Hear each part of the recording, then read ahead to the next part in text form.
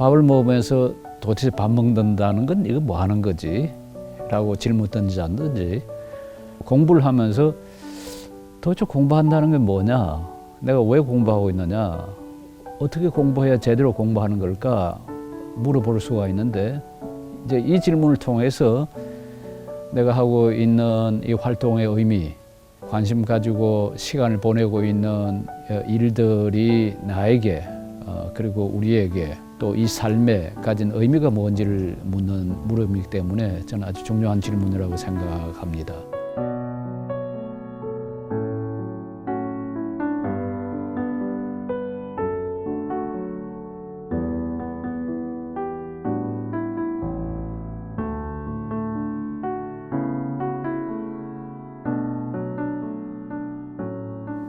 내가 제대로 잘 믿고 있는지 점검할 수 있는 방법이 뭐냐? 우선 믿는다는 거를 좀 생각해 볼 수가 있을 것 같은데요. 믿는다는 것은 아마 우리 삶에서 가장 근본적인 게 아닌가 하는 생각이 들어요. 예를 들어서 지금 우리가 이 공간에 앉아서 이야기를 하고 있는데요. 5분 뒤에 이게 무너질 것이다. 그럼 내가 여기 앉아있지를 못하고 아마 뛰쳐나갈 거거든요. 만일 이 공간에 앉아 있는 이것이 나에게 그 위험이 된다면 내가 앉아 있을 수가 없죠. 우리가 식당에 가서 그냥 안심하고 이제 주는 음식을 받아 먹는데요. 그 음식을 먹을 때 숟가락에 혹시 독이라도 묻어 있지 않냐? 아니면 그 음식에 뭐 어떤 나쁜 게 들어가 있지 않냐? 그렇게 생각하는 순간 식당에서 밥을 먹을 수가 없습니다. 지하철을 타도 그러고 뭐 택시를 타도 그러고요. 우리의 삶의 모든 순간이 믿음을 바탕으로 해서 가능합니다. 그러니까 믿음 없이는 우리 삶이 가능하지 않다. 그렇게 말할 수가 있죠. 이 믿음이라는 것은 그러니까 우리의 삶의 가장 밑바탕에 우리의 삶을 가능케 해주는 하나의 조건이라 그렇게 이제 말할 수가 있죠. 그리고 이제 살아가는 사람에게서는 믿음은 우리 하나의 기본적인 삶의 태도고 삶의 습관이고 삶의 방식입니다. 믿음 없이 어떠한 삶도 이루어질 수가 없습니다. 그런데 특별히 여기서 제대로 믿는다고 할 때 삼위일체 하나님을 믿는다고 할 때 이때 어떻게 제대로 믿어야 되냐? 이때 우리가 다시 생각해야 될 게 제대로의 이제 의미가 되겠죠. 어떤 아이가 야구공을 던지는 걸 보고 그 아이 야구공 그 제대로 던질 줄 아네. 만일 그렇게 말을 했다면 어떤 기준, 어떤 표준, 마땅히 그렇게 돼야 할, 마땅히 그렇게 기능해야 될 그런 방식으로 이제 공을 던질 때 제대로 던질 줄 아네. 그의 그 숟가락질을 제대로 할 줄 아네. 그럴 때 숟가락질을 하는 그 방법을 그대로 실천할 때 우리가 제대로라는 말을 붙이는 것처럼 제대로 믿는다라고 그러면 그 믿음에 믿는 방식에 기대할 수 있는 어떤 수준 또는 어떤 그 기준을 충족하는 방식으로 믿는다. 그렇게 말할 수가 있겠죠. 자, 그러면 곧장 한번 이 물음에 들어가 보십시다. 하나님을 제대로 믿는다. 삼위일체 하나님을 제대로 믿는다. 무엇을 통해서 그 제대로 믿는지를 점검해낼 수가 있을까요? 그 방법이 무엇일까요? 첫 번째, 저는 오직 하나님만 신뢰하느냐 신뢰하지 않느냐에 달려 있다고 생각합니다. 만일 하나님을 제대로 신뢰한다면 하나님 외에 어떤 다른 것도 신뢰하지 않을 겁니다. 그게 돈이거나 권력이거나 사회적인 관계거나 그게 어떤 국가나 민족이나 심지어 교회조차도 하나님 자리에 놓을 수 있는 건 아니거든요.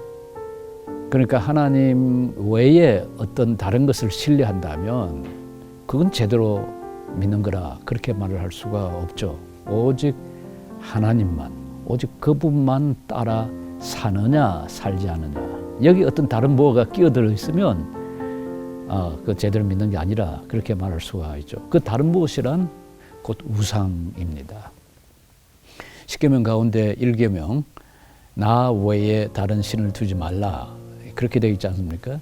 나 외에 그 히브리 말로 그 알파나야인데요. 그 알파나야란 말이 내 얼굴 앞에, 내 얼굴 곁에, 내 얼굴과 나란히 그런 뜻이 있습니다. 그러니까 하나님 앞에 또는 하나님과 나란히 또는 하나님과 이렇게 맞서서 다른 신을 하나님 앞에 하나님 곁에 두지 말라. 그런데 우리는 흔히 그렇게 할 수가 있거든요. 하나님 섬기겠습니다 하면서도 우리가 다른 신을 옆에다 이렇게 두게 되잖아요. 그렇게 할 경우 그거 제대로 믿는 게 아니다. 그렇게 볼 수 있죠. 그래서 아마 여러분들이 스스로 아마 점검을 해보시면 내가 정말 하나님께 절대 신뢰를 두는가, 아니면 하나님께 신뢰를 둔다 하면서 그 곁에다가 뭘 좀 두고 뭘 좀 세워서 뭔가를 신뢰하는 어떤 것이 있다면 그 제대로 믿는 게 아니라 그렇게 말할 수가 있을 겁니다. 두 번째로 믿는다고 할 때 그 믿는 하나님을 제대로 알고 그 하나님에 관한 것을 참된 것으로 내가 동의하고 수용하고 받아들이는가. 즉 하나님이 어떤 분이라고 하는 것, 그걸 제대로 알고 그리고 그것을 참된 것으로 내가 동의하고 수용하는가 하는 게 저는 두 번째 방법이 될 수 있다고 생각하는데요. 예루살렘 교회를 보면 베드로 사도가 이제 성령 충만한 이후에 예루살렘 사람들한테 이제 한 설교가 있습니다. 그 설교에 보면 너희들이 못 박은 나사렛 예수가 다시 살아나셨다. 그런데 그 다시 살아난 나사렛 예수를 하나님께서 주와 그리스도가 되게 하셨다. 그렇게 설교를 했습니다. 이제 그거에 대해서 예루살렘 사람들이 이제 반응을 했죠. 형제, 그러면 우리가 어찌할꼬? 그들에게 마음의 찔림이 있었습니다. 왜냐하면 그들이 예수님을 십자가에 못 박았기 때문이죠. 그런데 그때 베드로가 전한 그 말씀을 보면 나사렛 예수를 주와 그리스도가 되게 하셨다. 사실 이게 신앙에 있어서 가장 중요한 내용입니다. 나중에 바울이 다메섹에서 예수님을 만나는 경험을 한 뒤에 눈을 떴을 때도 곧장 예수가 곧 하나님의 아들이다. 그리고 나중에 또 다른 기회에 예수가 주이시다. 예수가 그리스도이시다. 이 세 가지, 예수가 주이시다, 예수가 그리스도이시다, 예수가 하나님이시다. 이걸 끊임없이 선포를 했거든요. 그 증거를 했는데 곧 그것이 다름 아니라 우리의 믿음의 내용입니다. 그러니까 뭘 믿는가, 누구를 믿는가 할 때 그 믿는 대상이, 즉 예수 그리스도가 누구라라고 하는 것을 알고 거기에 동의하는 것이죠. 내가 과연 그렇게 하고 있는가? 예수를 단순히 그냥 역사적으로 그리스도라고 그러고 주라고 그랬다라고 하는데 그치지 않고 그분이 다름 아니라 나의 주이시고 그분이 다름 아니라 나의 그리스도, 곧 나의 구주이시고 하나님과 나 사이에 막힌 담을 열어주신 중보자 하는 사실을 내가 알고 받아들이는가. 그게 두 번째 점검 방법이라. 저는 세 번째가 사실상 어떤 의미에서 더 중요하다고 생각을 하는데요. 그 믿음의 열매가 있는가 하는 겁니다. 그 믿음의 열매가 구체적으로 드러나는가, 삶 속에서, 이웃과의 관계에서, 자연과의 관계에서, 나아가서 내 자신과의 관계에서 그 열매가 제대로 드러나는가.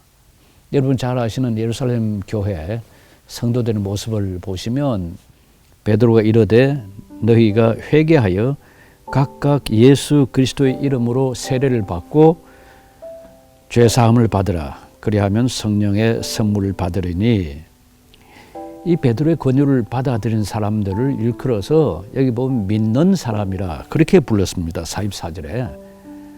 제대로 믿는 사람들의 그 믿음의 결과가 나타난 것이 믿는 사람이 다 함께 있어 모든 물건을 서로 통용하고 또 재산과 소유를 팔아 각 사람의 필요를 따라 나누어주며 날마다 마음을 같이하여 성전에 모으기를 힘쓰고 집에서 떡을 떼며 기쁨과 순전한 마음으로 음식을 먹고 하나님을 찬미하며 또 온 백성에게 칭송을 받으니 주께서 구원받는 사람을 날마다 더하게 하시니라. 우리가 너무나 잘 아는 말씀인데요. 다 함께 있어. 그러니까 홀로 있지 않고 함께 있었습니다. 하나의 공동체를 형성했습니다. 오직 내 삶만 챙기는 게 아니라 다른 사람들과 함께 공동체를 이루는 삶. 두 번째는 모든 물건을 서로 통용하고, 그러니까 내 거, 네 거, 어떤 거 소유권 주장을 하지 않고 서로 나누어 가졌다라고 하는 겁니다. 그 다음에 세 번째는 또 재산과 소유를 팔아 각 사람의 필요를 따라 나누어주며 다른 사람의 필요를 충족시켜주는 그런 공동체의 모습을 보여주었습니다. 그리고 이제 네 번째, 날마다 마음을 같이하여 성전에 모이를 힘쓰고 함께 예배드리고 함께 하나님을 찬미하고 그리고 이제 함께 성찬을 나누었습니다. 성찬과 애찬을 함께 나누고요. 그러니까 그 결과를 한번 보십시오. 온 백성에게 칭송을 받으니, 오늘 아마 우리 한국교회 형편과는 아마 정반대가 아닌가 싶은 생각이 들 정도로 이 예루살렘 첫 교인들은 그 주변에 있는 사람들로부터, 온 백성으로부터 칭송을 받았습니다. 내가 내 주변 사람으로부터 그리스도인으로 인정받고 있는가, 인정받지 않는가. 내가 내 주변 사람들로부터 저 사람 제대로 예수 믿는다고 하더니 제대로 사는구나.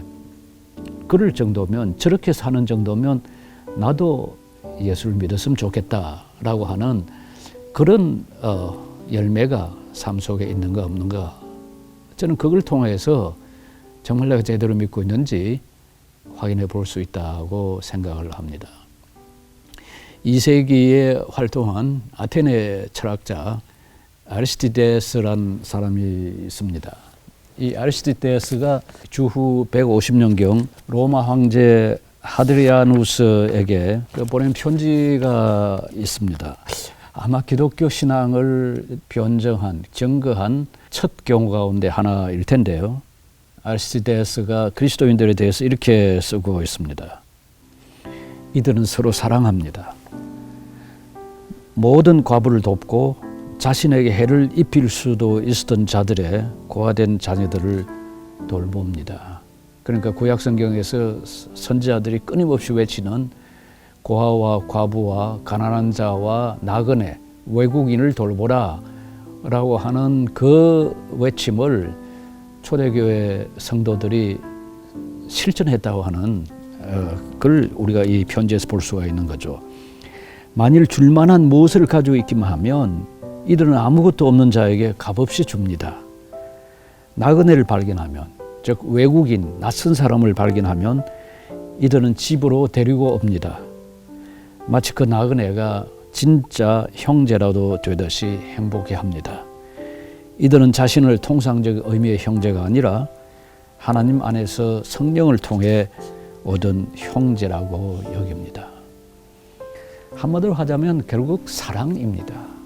사랑을 보이는가. 예수님께서 떠나시면서 제자들한테 하신 말씀이 요한복음 13장에서 16장까지 있지 않습니까? 우리가 고별 그 설교라고 부르는 그 가운데서 보면 예수님께서 내가 너희에게 새 계명을 주노라 하시면서 주신 새 계명이 다름 아니라 너희가 서로 사랑하라고 하는 거였습니다. 이 사랑이 삶 속에 있는가 없는가. 특별히 주위에 고통받는 이웃들, 고통받는 사람들, 소외된 사람들, 소수자들, 밀려나는 사람들, 사람들이 버리는 사람들, 비난하는 사람들, 비난받는 사람들, 그 사람들을 안아주고 그 사람들을 수용하고 포용하는 그런 모습이 오늘 교회와 그리고 개인에게 있는가? 저는 이것이 제대로 믿는가, 믿지 않는가를 점검할 수 있는 방법이라 그렇게 생각합니다.